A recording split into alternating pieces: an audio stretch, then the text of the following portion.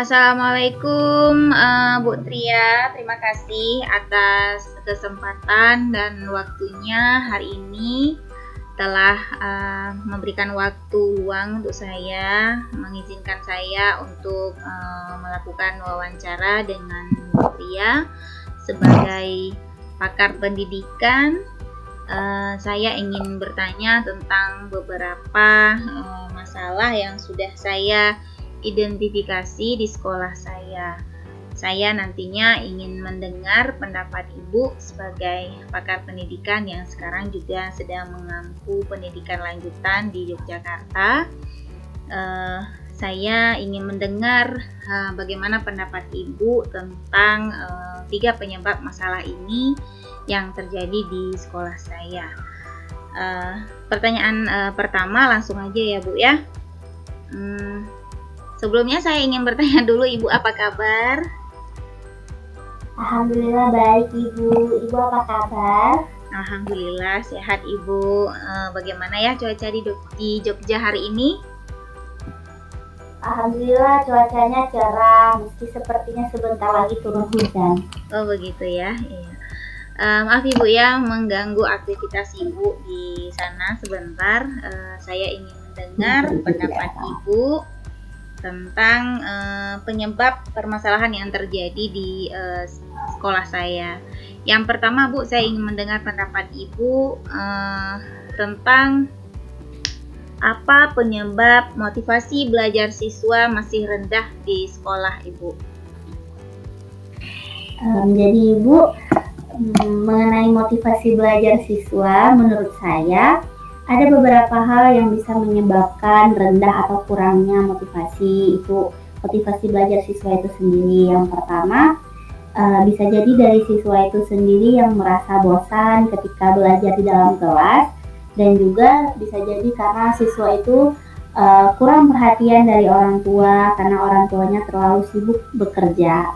Kemudian yang kedua, bisa jadi hal itu dikarenakan dari gurunya sendiri. Jadi karena gurunya kurang menciptakan atau melaksanakan pembelajaran yang inovatif. Misalnya dalam pembelajaran gurunya itu kurang menggunakan model ataupun metode ataupun juga bisa media alat peraga yang inovatif, yang kreatif. Biasanya pembelajarannya itu hanya secara konvensional, misalnya bisa jadi seperti hanya baca buku lalu menulis. Hal itu juga dapat menyebabkan motivasi belajar siswa menjadi rendah. Seperti itu Ibu. Ya, terima kasih Ibu. Nanti ada 2 faktor ya Bu yang menyebabkan motivasi belajar siswa itu rendah. Ada dari faktor guru dan juga ada faktor dari siswa atau orang tua ya Bu. Yang kedua Ibu, pertanyaan yang kedua, apa pendapat Ibu tentang penyebab peserta didik belum lancar perkalian dan pembagian di sekolah dasar Ibu? Mengenai perkalian dan pembagian, ini merupakan materi dari pembelajaran matematika. Nah, seperti yang kita ketahui, bahwasanya banyak anak-anak SD, terutama tingkat sekolah dasar, yang beranggapan bahwa pembelajaran matematika itu bukan merupakan pembelajaran yang menyenangkan.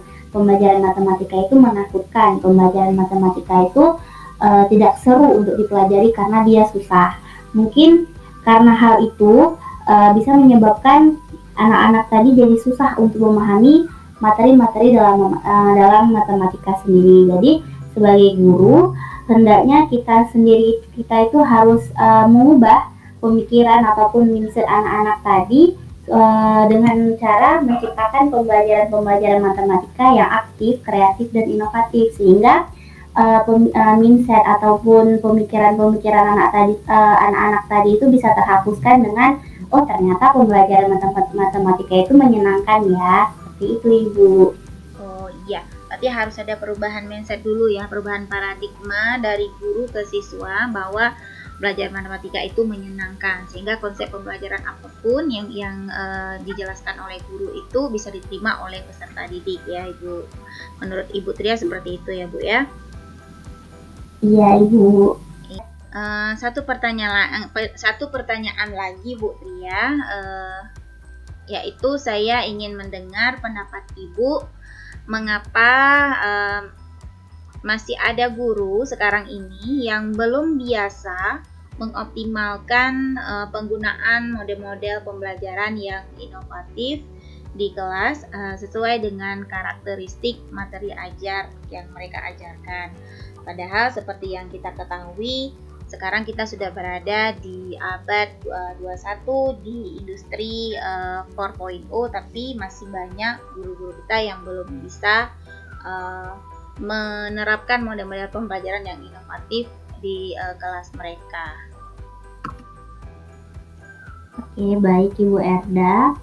Mengenai guru-guru yang belum mampu menerapkan pembelajaran inovatif, itu bisa terjadi karena beberapa hal. Dari saya sendiri, saya merasa hal itu bisa jadi karena terbatasnya pemahaman guru, terbatasnya pemahaman guru mengenai model-model pembelajaran inovatif ataupun mengenai model-model pembelajaran terbaru, terupdate yang dapat digunakan oleh guru dalam pembelajaran. Nah, terbatasnya pemahaman ini sendiri bisa jadi disebabkan oleh beberapa hal. Bisa jadi karena guru sendiri tidak mau mencari tahu, bisa jadi karena guru sendiri itu terlalu nyaman dengan pembelajaran yang dianggapnya itu lebih mudah. Karena kan biasanya guru itu misalnya terbiasa mengajar dengan metode baca tulis gitu kan. Nah, karena terlalu nyaman dengan hal itu, jadi guru ini merasa sudahlah, saya menggunakan metode ini saja, tidak perlu ada pemberitahuan. Yang penting anak-anak di kelas saya tidak ribut, yang penting anak-anak menulis, ataupun yang penting anak-anak melakukan perintah saya. Padahal jika kita lihat dalam pembelajaran pada kurikulum sekarang ini, anak-anak itu kan bukan hanya disuruh menulis, bukan hanya disuruh mendengar, tetapi juga harus aktif. Kemudian faktor misalnya guru yang kedua itu, faktor guru tidak ingin mencari tahu itu bisa juga karena disebabkan guru itu karena faktor usia, merasa karena dia sudah tua, merasa karena dia sudah berumur, jadi dia merasa saya tidak perlu lagi belajar hal-hal baru, ikutin saja metode-metode yang dulu, kan nanti ada anak-anak muda yang mau mempelajari hal-hal baru, biarkan mereka saja yang menerapkan. Kalau menurut saya seperti itu, Ibu Erda. Ya, terima kasih Bu Tria. Berarti faktornya itu mungkin karena guru kurang termotivasi dengan hal-hal baru ya Bu ya, kalau saya tangkap yang Ibu katakan tadi. Jadi mungkin banyak guru masih sangat senang berada di zona nyamannya mereka begitu ya. Semoga ke depan banyak guru kita bisa mengembangkan diri.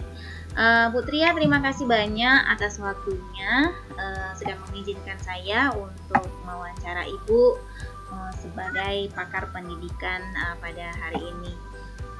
Assalamualaikum warahmatullahi wabarakatuh. Selamat siang Bu Tria. Waalaikumsalam warahmatullahi wabarakatuh. Terima kasih kembali Ibu.